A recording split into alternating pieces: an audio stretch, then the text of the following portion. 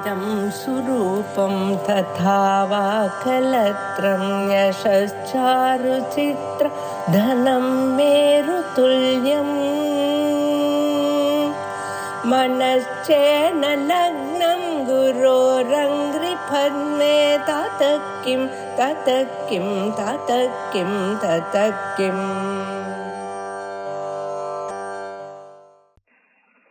श्री गुरुभ्यो नमः. नरिष्कर्म्य सिद्धि मूणावद अध्यायम 107வது श्लोकम्. बोधा बोधू नभो सृष्ट्वा कृष्णभी नीडगौ यथा स्वाध्येतरात्मकौ स्याताम् तथा यह आत्मनि गम्यताम्. இதுக்கு முன்னாடி என்ன சொன்னார்னா, இந்த வாக்கியமானது ஆத்மஸ்வரூபத்திலே ஆத்மஸ்வரூப விஷயத்திலே எப்படி ஞானத்தை உண்டு பண்றதுன்னு சொன்னா, அதுக்கு சக்தி ஞானமா லட்சணா ஞானமா இதெல்லாம் வச்சு அந்த விஷயத்துக்கே போறதில்லை. அது ஒரு விதமா ஒரு விற்த்தியை உண்டு பண்ணி கொடுத்து விடுறது. அந்த விற்த்தியை உண்டு பண்ணி இருக்கோன்னா அஜ்ஞானம் நிவர்த்தியாது. தூங்கில் இருக்கிறவாக எழுப்பணும். எழுப்பறிச்ச அவ பேரை சொல்லி கூட்டா எழுந்து விடுறா. இது பார்க்கிறோம். இப்ப பேரை சொல்லி கூப்பிட்டது அவளுக்கு எப்படி செய்யும்? தூங்கிட்டு இருந்தானா அவளுக்கு அந்த ஞானம் வரத்துக்கு, போதம் வரத்துக்கு வேண்டிய அந்த சக்தி ஞானம், லட்சணா ஞானம், பரத்துல தாத்பரிய ஞானம் போக்குவரத்துலாம் எப்போ வந்தது? ஒன்றும் வரல, திடீர்னு வருது. இதை கேட்ட உடனே அவளுக்கு முழுக்க வந்து விடுறது புரிஞ்சு போகுது, சிவபரான்னு தெரியுது. நகி நாமனா அஸ்தி சம்பந்தா வியுக்திதஸ்ய சரீரதா. இந்த பேர் அவனுடையது அப்படின்னு சொன்னா தூங்கிட்டு இருக்கிறவனுடையதுன்னு சொல்ல முடியாது. ஏன்னா அந்த சரீரத்துக்கு வச்ச பேர் அது. தூங்கிட்டு இருக்கிறவனும் சரீரத்தோடு சம்பந்தப்படாம அபிமானம் இல்லாம இருக்கான். இந்த சரீரத்தோடு தாதாத்மியாபிமானம் இருக்கிற காலத்துல இந்த நாமாவை அவனுடைய நாமான்னு அவன் நினைக்க முடியும். ஆனா அந்த சரீரத்தினுடைய தாதாத்மியாபிமானம் விட்டு அவன் தூங்கிட்டு இருக்கிற நிலையில இந்த பேரை அவன் கேட்டா கூட என்ன கூட ஏன்னுடுவான். ஏன்னா அவனுக்கு இந்த நாமா தன்னுடைய நாமாங்கிறது எப்படி தெரிய முடியும்? அதை பத்திலாம் விசாரிக்க முடியாது. ஆனா கூப்பிட்டா எழுந்திருக்கிறாளா இல்லையா, காரியம் நடக்கிறதா இல்லையா? அதே மாதிரி தான் தத்துவமசி அப்படிங்கிற இந்த உபதேசத்தினாலே ஒரு ஞானம் அந்த ஞானத்தால அஜ்ஞானம் நிவர்த்தியா இருக்குன்னு சொன்னோம். இப்ப அதுக்கு மேல உள்ள கேள்வி என்னன்னா, இந்த ஞானம் அஜ்ஞானம் இது ரெண்டும் ஒரே விஷயத்துல ஒரே ஆத்மாவுக்கு வந்தாதானே தெரியும், நிவர்த்தி ஆகும். இப்ப சுத்தியை பத்தி தேவதத்தனுக்கு தெரியல, அவன் அந்த ரஜகம்னு நினைச்சிட்டு இருக்கான். யஜ்ஞதத்தனுக்கு அந்த விஷயம் தெரியும், இது சுத்தி தான் ரஜகம் இல்லை அப்படின்னு அவனுக்கு தெரிஞ்சிருக்கு. இப்ப அவனுக்கு தெரிஞ்சதுனால தேவதத்தனுடைய அஜ்ஞானம் நிவர்த்தி ஆக முடியுமா? முடியாது இல்லையா? அதனால அதே சமயத்திலே தேவதத்தனுக்கு சுத்தியை பத்தி தெரியல, வேற ஒரு பதார்த்தத்தை பத்தி தெரிஞ்சிருக்கு. இப்ப சின்னமா விஷயம் இனமா இருந்தாலும் கூட அந்த ஞானம் அஜ்ஞானத்தை நிவர்த்தி பண்ண முடியாது. அப்ப ஞானம் அஜ்ஞானத்தை நிவர்த்தி பண்ணும் அப்படின்னு சொன்னா அது ஒரே விஷயத்தை கொண்டதாக இருக்கணும். அது ரெண்டும், அதாவது சுக்தி ஞானம் சுக்தி அஜ்ஞானத்தை நிவர்த்தி பண்ணும். அதுவும் யாருக்கு அந்த சுக்தி ஞானம் வந்ததோ அவனுக்கு தான் அந்த அஜ்ஞானத்தை நிவர்த்தி பண்ணும். இவனுக்கு ஞானம் வந்தது, இன்னொருத்தனுக்கு அஜ்ஞானம் போச்சுன்னு சொல்ல முடியாது. அப்படி இருக்கும்போது இந்த ஆத்மஸ்வரூப விஷயத்திலே அவனுக்கு அஜ்ஞானமும் ஆத்மஸ்வரூப விஷயத்திலேயே ஞானமும் வந்தாத்தானே நிவர்த்தியாக முடியும்.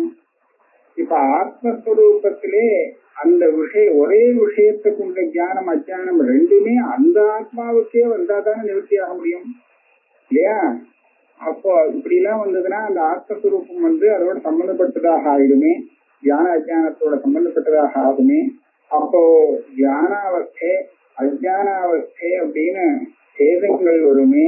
சேதம் வந்தா அந்த ஆத்மஸ்வரூபத்தோட வித்தியாசம் வருமே, விகாரம் வருமே அப்படின்னு எல்லாம் கேட்டா அதுக்கு பதில் சொல்றதுக்காக இந்த ஸ்லோகம். யதாச்ச बोधाबोधो नभो स्पृष्ट्वा कृष्णभी मीडगौ यथा बाध्येतरात्मकौ स्याताम् तथेहात्मनि गम्यताम्. இந்த ஆகாசம் இருக்கு, இந்த ஆகாசம் நபான ஆகாசம், இந்த ஆகாசம் கிருஷ்ண விதி நீடகமாக இருக்காது. அது கருப்பா நீளமா தெரியுது, நீலவர்ணமா தெரியுது. ஆகாசம் நீலவர்ணமா தெரியுது அப்படின்னு சொன்னா இதே பிரமை. ஆகாசம் அப்படி இல்லை, ஆனா அப்படிதான் தெரியுது. அப்ப அந்த விதத்துல பாக்குறதுக்கு இது அவனுடைய அபோதம்னு சொல்லலாம், அதாவது சரியான ஞானம் இல்லை. அதே சமயத்துல யாரோ சொல்லி அவனுக்கு புரிஞ்சு விடுறான், இது தப்பு, ஆகாசம் நீரூபம், ரூபம் இல்லாதது, நீளமா இருக்கிறது அதனுடைய ரூபம் இல்லை, நீளமா தெரிகிறது ஆகாசத்தினுடைய ரூபம் கிடையாது அப்படிங்கறது தெரிஞ்சு விட்டான். இப்படி தெரிஞ்சு விட்டான்னா அப்ப என்ன ஆகும், அந்த பிரமை நிவர்த்தி ஆகும். பிரமை நிவர்த்தி ஆகும்னு சொன்னா நீல ரூபம் தெரியும், ஆனா அது ஆகாசத்துடைய ரூபம்னு நம்ம சொல்ல மாட்டான். ஏற்கனவே பார்த்தது அது ஆகாசத்துடைய ரூபம் இல்லை, அது ஆகாசத்துடைய ரூபம்னு நினைச்சிட்டு ஏமாந்து போனேன், ஆனா அப்படி இல்லை அப்படின்னு இப்ப தெரிஞ்சிடும் இல்லையா. இப்ப என்ன ஆச்சு, இவனுக்கு இந்த பிரமை நிவர்த்தி ஆகிறதுக்கு முன்னாடி உள்ள அஜ்ஞானம் ஆகாசம் நீளம் அப்படிங்கிற ஒரு பிரமைய உண்டு பண்ணிட்டு இருந்ததே, அது அப்படி இல்லேன்னு அந்த ஞானம் வந்ததுனால அது நிவர்த்தி ஆச்சா ஆகலையா, அவசியம் நிவர்த்தி ஆச்சுன்னு சொல்லணும். தெரிஞ்சதுக்கு அப்புறம் அஜ்ஞானம் போயிடுச்சுன்னு சொல்லணும். ஆனா இந்த அஜ்ஞானமோ அஜ்ஞானத்தால வந்த பிரமையோ, அதாவது ஆகாசம் நீளமா இருக்கு அப்படிங்கிற இந்த பிரமையோ ஆகாசத்துல என்ன விசேஷத்தை உண்டு பண்ணினதை சொல்லுங்க. ஆத்மஸ்வரமும் அதே மாதிரிதான். இவன் ஆகாசத்தை நீளமா பார்த்துட்டு இருக்கான் அப்படிங்கறதுனால ஆகாசத்துல ஏதாவது ஒரு வித்தியாசம் விடுமா? நிறைய பேர் நீளமா பார்த்ததுக்காக அதுல என்ன வித்தியாசம் வரும் ஆகாசத்துல? சரி, நீளமா இருக்கிறது தப்பு, நீளம் இல்லை அப்படின்னு தெரிஞ்சின்றதுனால ஆகாசத்துல என்ன வித்தியாசம் உண்டு? ஒண்ணும் இல்லை. அதே மாதிரி ஆனா நீளம் ஆகாசத்தை நீளம் அப்படின்னு சொல்லிட்டு இருந்தது தப்பு அப்படிங்கறத புரிஞ்சுட்டானோ இல்லையோ, ஆகாசம் நீளம் இல்லையே அப்படிங்கிற ஞானத்தினால. அந்த மாதிரிதான் இங்க வச்சுக்கணும். இங்க தன்னை பத்தி தெரியல, தன்னை பத்தி தெரியலேங்கிறதுனால தனக்கு ஒண்ணும் நஷ்டம் இல்லை, தன்னுடைய சொரூபத்துக்கு நஷ்டம் இல்லை. தன்னை பத்தி தெரியலேங்கிறதுனால வேற தப்பாக தெரிஞ்சுன்னா அதனால அந்த ஸ்வரூப சம்பந்தம் உண்டா இல்லை, ஸ்வரூபம் அசங்கமா தான் இருக்கு. இப்ப தப்பா வேதாந்திங்கிற மகா வாக்கிய விஞ்ஞானத்தினால நிவர்த்தி ஆயிடுச்சு. அந்த அஜானம் போச்சு, அது இது போச்சு, அந்த பிராந்தி போயிடுச்சு. இப்பவும் அந்த ஆத்மஸ்வரூபத்துக்கு ஒண்ணும் வித்தியாசம் இல்லை, எப்பவும் போல்தான் இருக்கு. எப்படி அந்த நபா ஆகாசத்தை போல், நவன் கருப்பா ஆகாசம் கருப்பா இருக்கு அப்படின்னு நம்ம அவனுக்கும் அப்படி இல்லே அப்படின்னு தெரிஞ்ச நிலையிலையும் ஆகாசத்துக்கு ஒண்ணுமே வித்தியாசம் இல்லை. அதே மாதிரிதான் ஆத்மஸ்வரூபத்துல அதை தப்பா தெரிஞ்சின்ற காலத்திலையும் சரியா தெரிஞ்சிருந்தோம் அப்படின்னு சுத்தியாக வந்த விருத்திக்கான காலத்திலையும் எந்த வித்தியாசமும் ஆத்மாவில இல்லை. ஆனா பாத்திய இதராத்மகவும் சியாதான், முன்னாடி நினைச்சிட்டு இருந்த விஷயம் அந்த தியானம் அப்புறமா வந்த ஞானத்தால பாதிக்கப்பட்டு போயிடும். அத ஒண்ணு விஷயம் இருக்கு. அசத்தே வர்த்தமனி ஸ்தித்வா இது உபஸ்ருத்ய அதிவிஸ்மிதா மகதா சம்பிரமேண கஷ்டித் சோதயதி.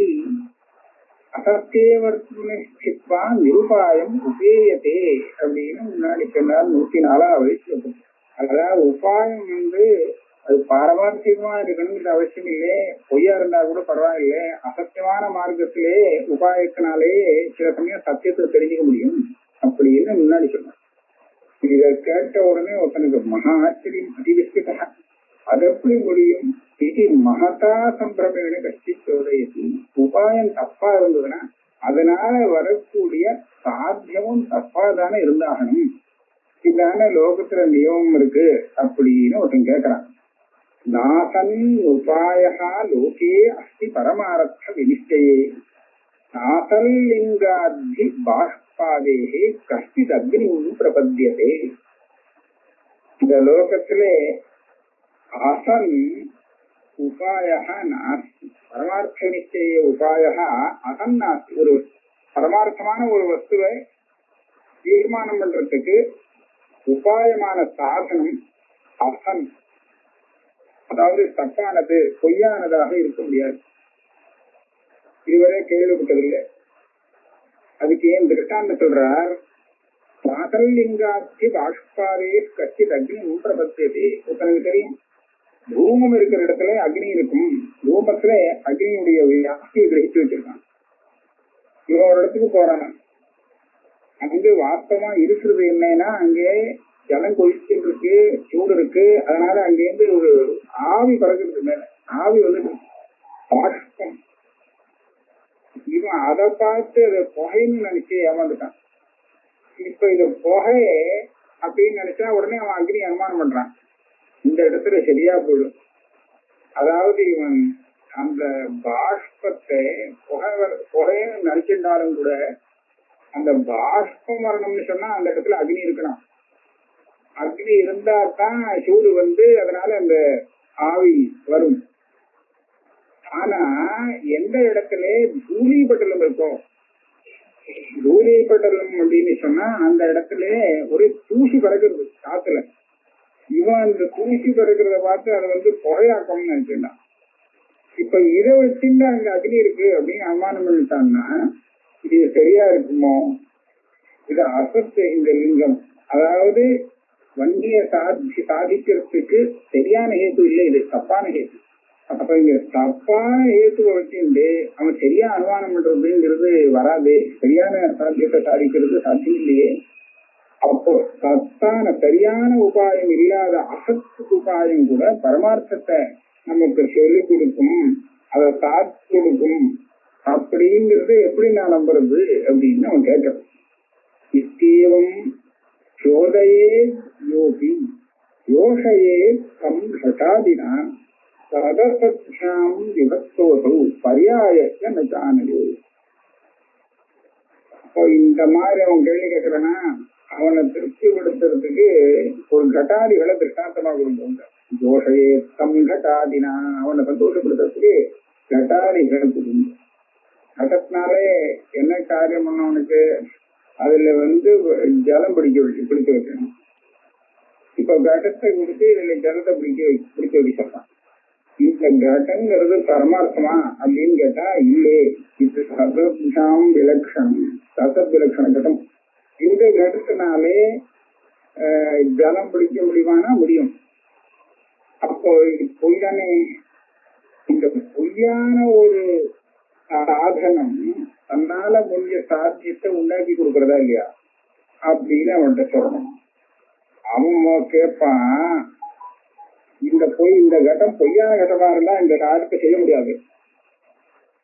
பொய்யான கட்டம் எங்கேயாவது ஜலத்தை பிடிக்கிறதுக்கு உபயோகப்படுமா? கஜ கட்டத்தை வச்சுதான் நான் ஜலத்தை பிடிச்சு கொண்டு வரேன் அப்படின்னு சொல்லுவான். அப்ப அவங்கிட்ட என்ன சொல்லணும்? சாந்தோக்கிய உபனிஷத்து என்ன சொல்றது? பாச்சாரம்பணம் விகாரோ நாம தீரும் மிருத்திகேத்தேவ சத்தியம். அப்ப அது என்ன சொல்லி கொடுக்கிறது? பாச்சாரம்பணம் விகாரோ நாமதேயம். அந்த கடங்கிறது விகாரம் வெறும் பேருதான், அது வாஸ்தவம் இல்லை, மண்ணுதான் வாஸ்தவம் அப்படி சொல்லி கொடுக்கறதா இல்லையா? அப்ப இதை வச்சுட்டு பார்த்தா அந்த கடம் என்னது, எதில் சேர்ந்தது? சத்தியம் அப்படின்னு சொல்லலாமா? சொல்ல முடியல. எப்படி மிச்சான்னு சொல்லி கொடுக்கறது. இருந்தாலும் அதை வச்சு நம்ம வேலையை பார்க்க முடியும். இருந்தாலும் அது நமக்கு காரியாக இருக்கு அப்படிங்கிறத பார்க்கிறோம் இல்லையா? அப்ப அதே மாதிரிதான் இந்த தத்துவசாதி வாக்கியமோ அதுல இருந்து அர்த்தத்தை புரிஞ்சுக்கிறதுக்கு வேண்டிய லௌகிகமான சாமகிரியோ இது எல்லாமே பரமார்த்தமா இருக்கணுங்கிறது அவசியம் இல்லை. தப்போ பொய்யாவே இருக்கலாம், இருந்தாலும் அதனால நமக்கு வேலை நடக்கிறது, பரமார்த்த நிச்சயங்கிறது ஏற்படுறது அவனுக்கு சொல்லிக் கொடுக்கணும். இத்தேவம் சோதயேத்யோபி ஜோஷயேத்தம் கடாதினா. அப்போ சாந்தி சித்தமா ஒரு கட்டத்தை வச்சு இந்த காரியத்தை ஏன் செய்யக்கூடாது? அந்த சுத்தி ரூபியத்தை வச்சுட்டு ரஜத்தினால செய்ய வேண்டிய காரியத்தெல்லாம் பண்ணலாமே அப்படின்னு கேட்டா அதுக்கு காரணம் வேற. அது ஏன் பண்ண முடியாதுங்கிறது. இப்போ பொய்யான அந்த ரஜகத்தை வச்சுட்டு அந்த காரியத்தை பண்ண முடியாது அப்படிங்கிறது நியமம் இல்லை. ஏன்னு கேட்டா சொப்பனத்திலையும் ஒரு வெள்ளியை கொண்டு வந்தான். அந்த வெள்ளியை வச்சு அவன் ஏதோ ஆபரணம் வரணம் எல்லாம் பண்ணிட்டான். அதனால என்ன காரியம் பண்ணுமோ அதை பண்ணி முடிச்சுட்டான் சொப்பனத்திலேயே. அப்ப என்ன ஆச்சு, முடிச்சுட்டதுக்கு அப்புறம் எல்லாம் காணாம போயிடுச்சு. இப்போ அவன் எந்த சாதனத்தை எடுத்துட்டு பண்ணினானோ அந்த சாதனம் தப்பு, பொய், வாஸ்தவம் இல்லை. ஆனா சொப்பன காலத்துல அதுல இருந்து அதுக்கு தகுந்தா போல ஒரு காரியம் நடந்து போச்சா இல்லையா? நடந்து போச்சு. காரியமா இல்ல பரமார்த்தமா நான் சொல்ல வரல. ஆனா அது ரோச்சிதமான ஒரு காரியத்தை பண்றது. சொப்பனத்துல ஒரே தாகமா இருந்தது. எங்கேயோ ஜலத்தை பார்த்தான். அந்த ஜலத்தை எடுத்து குடிச்சுட்டான். குடிச்சு தாகமும் தீர்ந்து விடுச்சு. அப்புறம் முடிச்சுக்கிறான்னு வச்சுக்கோ.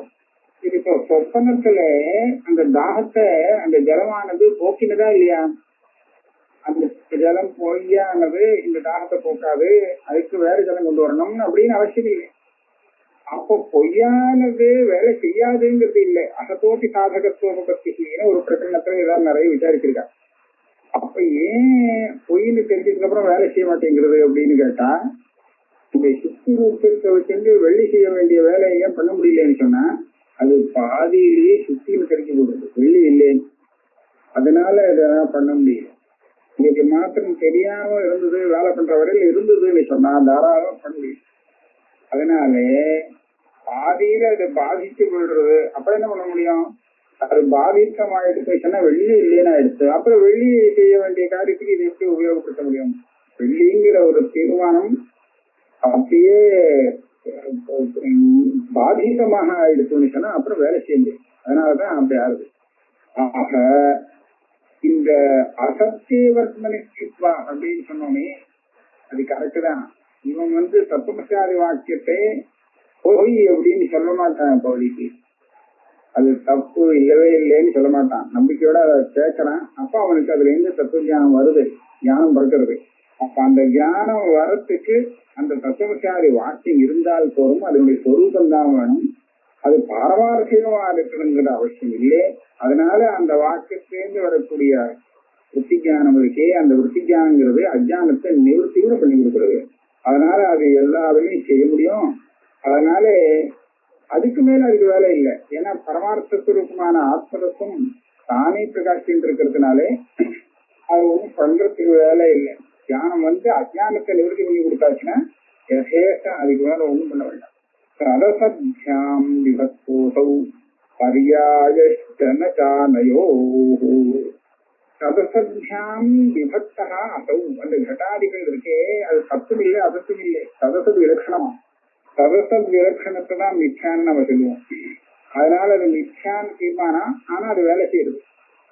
பர்யாயஷ்டனோ இது வேற.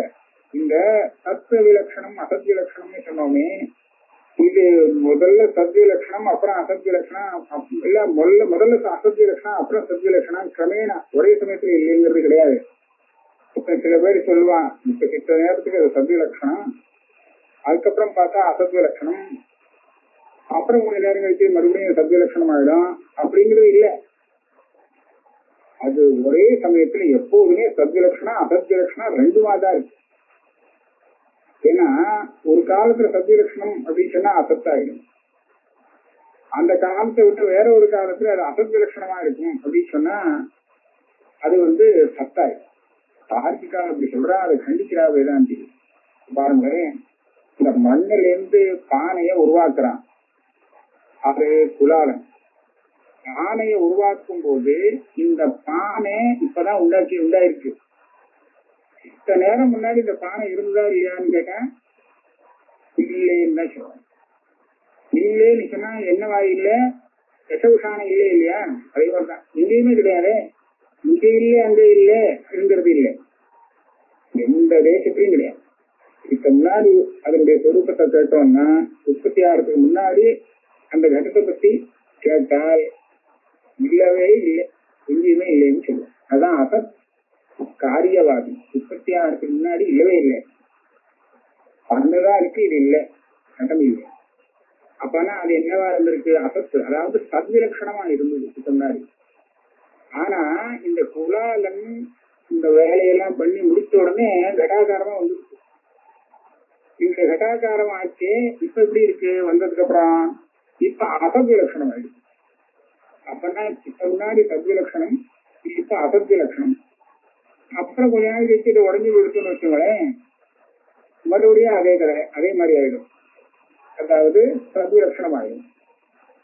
அப்படியா சொல்றது? இந்த மாதிரி சொல்ல முடியாது. நம்ம இதுல அப்படி இல்லை. சத்விலட்சணம்னா சத்விலட்சணம், அசத்விலட்சணம்னா அசத்விலட்சணம். இது இல்லைன்னா ரெண்டுமே இல்லைன்னு சொல்லணும். சத்தும் இல்லை அசத்தும் இல்லைன்னு. துவய விலட்சணம் ஒரே சமயத்துல. அதுதானே சொல்றது, நாசத்தோ வித்யதே பாவா நாபாவோ வித்யதே சதா. இந்த ரெண்டு விஷயத்தினுடைய தத்துவத்தையும் பரமார்த்த தரிசிகள் இருக்காளே, தத்துவ தரிசிகள் அவா நல்லா தீர்மானம் பண்ணி புரிஞ்சு வச்சுருக்கா. இப்ப அந்த விதத்துல பாக்குறதுக்கு இந்த கட்டாதிகள் இருக்கு, இது சதசத்தியான் விபக்தோசம் கிரமேண இல்லை, ஒரே சமயத்துல எப்போதுமே அது சதுர்த்த லட்சணம் தான். ஆகையால அது எப்பவுமே சத்தியம்னு சொல்றது இல்லை. அதனால ஆனா வேலை செய்யறது அப்படிங்கிறத அவனுக்கு காமிக்க வேண்டியது. தெய்வம் குச்சோத்தியம் உன்மூல்ய அக இதானியும் பிரகிருத்தம் அபிதீயதே. குச்சோத்தியம்னா எப்படி வரும்? தத்துவமசி வாக்கியம் எப்படி அஜ்ஞானத்தை நிறுத்தி பண்ணோம் அப்படின்லாம் கேட்டாக்கா அதுக்கெல்லாம் பதில் சொல்லி முடிச்சுட்டார். இப்ப பிரகிருத்தத்துக்கு வரார். பிரகிருத்தம் என்னது? பிரகிருத்தஞ்ச அனபிதேயே கதம் அபிதாஸ்ருதி அவித்யாத்வம்சி ஆத்மனி ஞானம் ஜனயதி. இந்த தத்துவமசி வாக்கியம் இருக்கே, இது சப்த பிரமாணம். சப்த பிரமாணம்னா அதுல உள்ள பதங்களுக்கு எது அபிதேயம் வாக்கியார்த்தமா இருக்குமோ அந்த விஷயத்துல அது ஞானத்தை உண்டு பண்ணும். வாக்கியத்துல என்ன பதார்த்தங்கள் உண்டோ அந்த அர்த்தத்துல தானே அவனுக்கு சாப்பிட்டு போகம் வரும். அந்த விஷயத்துலதானே சாப்பிட்டு போகம் வரும். இல்லாத வாக்கியத்திலேயே அதை பத்தி சொல்லாத ஒரு விஷயத்துல பதார்த்தத்தை அந்த பதார்த்த விஷயமா சாப்பிட்டு போகம் வர முடியாது இல்லையா? ஆனா இங்க அப்படி இல்லை, விபரீதமா இருக்கு. இங்க எந்த விஷயம் சுத்த பிரம்ம விஷயம் சாப்பிட்டு போதத்துல பாதிக்கிறது. ஆனா அந்த சுத்த பிரம்மமானது பதத்துக்கு வாக்கியார்த்தம் இல்லை, அபிதேயம் இல்லை, அனபிதேயம். பிரகிருத்தஞ்ச இது அனபிதேயம். அனபிதேயமா இருந்ததுன்னா இந்த சப்த பிரமாணமானது அதுல எப்படி ஞானத்தை உண்டு? அதாவது அவித்யாத்யம்சி ஞானம், அவித்யை நிவர்த்தி பண்ணக்கூடிய ஒரு நல்ல பிரமாண ரூபமான திருடமான ஞானத்தை அதை எப்படி உண்டாக்க முடியும் அப்படின்னு பிரகிருத விஷயம். அதுக்குதான் நாம சொன்னோம், அது எப்படிங்கிறதெல்லாம் சொல்லாங்க, போர்தாரியா பாரு அப்படின்னு. தத்துவமசிங்கிற வாக்கியத்தினாலே அந்த ஞானம் அஜானத்தை நிவர்த்தி பண்றது அப்படிங்கிறத ஒரு திருஷ்டாந்தம் கொடுத்து சொன்னோம். இப்ப அதே விஷயத்துல இன்னொரு உபபத்தி சொல்றோம். தத்திர இவ காரணாந்தரம் உச்சதே அதிதுஷ்டோ அப்பிரபோசோத்ர ஆத்மைவாக்கிய பிரபுத்ததா நிமித்த மாத்திராத் விவேக் தேஷா நாசாகிரே பதரம் யதா. தெரிஞ்ச விஷயத்துல அஜ்ஞானம் இருக்க முடியாதோமா? அஜ்ஞானம் இருந்ததுன்னா அந்த விஷயத்தை நாம என்ன சொல்லுவோம்ல, தெரியாது அப்படின்னு, எனக்கு தெரியாது. ஆனா இது நல்லா தெரியும். தெரிஞ்ச விஷயத்துல அஜ்ஞானம் இருக்கு அப்படின்னு சொன்னா அது எப்படி இருக்கு? அதுதான் ஆத்மஸ்வரூபம். தெரிஞ்ச விஷயம். இதை எப்படி தெரிஞ்ச விஷயம்னு சொல்ல முடியும்? தெரியாதுதானே, இது தெரியலையே அப்படின்னு கேட்டா, இத தெரியாதுன்னு சொல்லணும்னா இதனுடைய ஞானம் வராதவனுக்கு இப்ப கட்டாதிகளை நான் தெரியாதுன்னு சொல்ல முடியும். எப்படி சொல்ல முடியும்னு கேட்டா, கருத்தை பத்தி எனக்கு தெரியல, எனக்கு ஞானம் வரல, அதனால நான் இல்லை எனக்கு தெரியாதுன்னு சொல்ல முடியும். ஏன்னா ஞானம் வந்தாதான் கட்டம் தெரிந்ததாகும். கட்டம் எனக்கு தெரிந்ததாகணுமானால் அதை பத்தி எனக்கு தெரியணும், அப்பதான் அது எனக்கு தெரிந்ததாகும். ஆனா ஆத்மஸ்வரூபம் அப்படி இல்லை. ஆத்மஸ்வரூபம் சொப்பிரகாசமா இருக்கிறதுனாலே அது தெரியறதுக்கு இன்னொரு ஞானத்தை அபேட்சிக்கல. கட்டம் தெரிந்ததாக ஆகணும்னு சொன்னா அதுக்கு வேற ஒரு ஞானம் வரணும் எனக்கு, அப்பதான் தெரிந்ததாகும் எனக்கு. ஆனா ஆத்மஸ்வரூபம் அப்படி இல்லை, ஞானமே வர வேண்டாம், தானே தெரிஞ்சுட்டு இருக்குது. அப்ப அப்படி இருக்கு. அதான் சொல்றார் ஆத்மைவாசிய பிரபுத்ததா. பிரபுத்ததா தெரிந்தது, தெரிந்ததாகும் தன்மை தான் பிரபுத்ததா. இந்த பிரபுத்ததாங்கிறது ஆத்மஸ்வரூபமே தவிர ஞானம் அதை தெரியப்படுத்துறது இல்லை. அப்படி இருக்கும்போது தெரிஞ்ச விஷயத்துல தானா தெரியக்கூடிய அந்த விஷயத்துல எப்படி அஜ்ஞானம் வரும்? கேள்வி கரெக்டு தான். அதிதுஷ்டா அப்பிரபோதா அந்த ஆத்மஸ்வரூபத்துல இந்த அஜ்ஞானத்தை போய் வைக்கிறது உட்கார் அது இருக்குன்னு சொல்றது இருக்கே பெரிய கஷ்டமான விஷயம் தான். அதிதுஷ்டா ரொம்ப சிரமம். அப்பிரபோதத்தை அந்த ஆத்மாவில இருக்கும்படியாக இருக்கு அப்படின்னு நிக்க வைக்கிறது இருக்கே, அதை நிவர்த்தி பண்ணணும் அப்படின்னு தானே தெரிந்ததாக இருக்கக்கூடிய ஆத்மஸ்வரூபத்துல அப்பிரபோதங்கிற அஜானத்தை இருக்கும்படியாக செய்வதுங்கிறது பெரிய கஷ்டம், சாமானிய வேலை இல்லை. அதிதுஷ்டா ரொம்ப கஷ்டமான விஷயம். ஆனா அப்படிதான் இருக்கு, அங்கதான் இருக்குது. அது எப்படி அதுல வந்ததுங்கிறத நமக்கு சொல்ல தெரியல. அதுதான் அவித்யாக அவித்யாத்வம்னு சொல்றான். அவித்யுடைய மகிமையே அதுதான். இருக்கவே முடியாது அந்த இடத்துல, அப்படி இருக்கிற இடத்துலயும் அது இருக்க முடியும், இருக்கு. அதுதான் அவித்யுடைய பொருள். ஆனா கொஞ்சம் அசைஞ்சா போச்சு, இது கிளம்பிடும் அவித்யா, அங்க இருக்க முடியாது. நிமித்த மாத்திராத் வேதி ஏஷா நாசாகிரே பதரம் யசா. ஏதோ ஒரு நிமித்தம் வந்துடுச்சுன்னா இந்த அவித்யை காணாம போயிடும். இந்த அவித்யா ஆத்மஸ்வரூபத்துல வந்துருச்சோ இல்லையோ, அதனாலதானே இவ்வளவு எல்லாம் நடந்துட்டு இருக்கு. எப்படி வந்ததுன்னு கேட்க வேண்டாம். அது எப்படி இருக்கும் அப்படின்னா கஷ்டப்பட்டுதான், கஷ்டம்தான், இருக்க முடியாதுதான். ஆனாலும் இருக்க வச்சிருக்கு, இருக்கு, அது எப்படியோ இருக்கு. அப்படி இருக்கும் போது அதை நிவர்த்தி பண்றதுக்கு நிமித்த மாத்திரம் போதும். ஏதோ ஒரு தத்துவமசிங்கிற வாக்கியத்தினால ஒரு ஞானம் வந்தது, இது போதும். அதுக்கு திருஷ்டாந்தம் கொடுக்கிறார். நாசாகிரே பதரம். இந்த பதர பழம் இருக்கு, பதரப்பழம்னு சொன்னா இழந்த பழம். இத மூக்கு நுனியில வச்சு நிறுத்தி வைக்கணும். இன்னும் ஒரு இடம் போட்டின்னு வச்சுக்கிறேன். மூக்கு நுனியில பதரப்பழத்தை நிக்க வைக்கிறது கஷ்டம். ஏன்னா அதுவும் வழவழன்னு இருக்கு, உருண்டையா இருக்கு, இந்த மூக்குல நிக்காது. ஆனா கொஞ்சம் அசைஞ்சாலும் அது டக்குனு ஒரு எப்படியோ கஷ்டப்பட்டு நிறுத்தி வச்சுட்டான்னு சொன்னால் கொஞ்சம் ஆச்சா அசைஞ்சு உயர்ந்துடும் உடனே.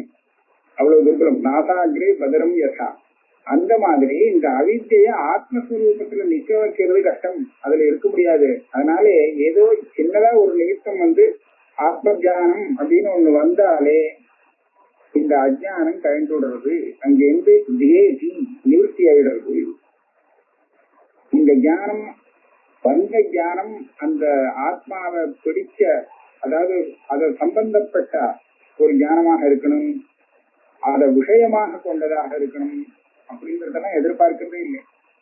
ஏதோ ஒரு ஆத்ம ஞானம்னு வந்துதான் இந்த பிரமாணத்தினாலே நிவர்த்தி ஆயிடும். ஏன்? அனுதித அனஸ்தமித கூட்டஸ்த போதமாத்திர ஸ்வாபாவ்யா ஆத்மனஹ துஷ்சம்பாவ்யா அவித்யாதம்பாவ இதி. அனுதித அனஸ்தமித கூட்டஸ்த போதம். ஆத்மஸ்வரூபத்தினுடைய போதம் இருக்கே, அது கூட்டஸ்தம்னா நித்தியமான போதஸ்வரூபி, எப்போதும் பிரகாசித்து இருக்கக்கூடியது. இந்த பிரகாசத்துல உதயமும் இல்லை, அஸ்தமயமும் இல்லை. இது எப்ப ஆரம்பிச்சதுன்னா இல்லை, உதயம் கிடையாது. அதே மாதிரி இது எப்போ இல்லாம போகும், எதுவரை பிரகாசிக்கும் ஆத்மஸ்வரூபம் அவர்களே இல்லை.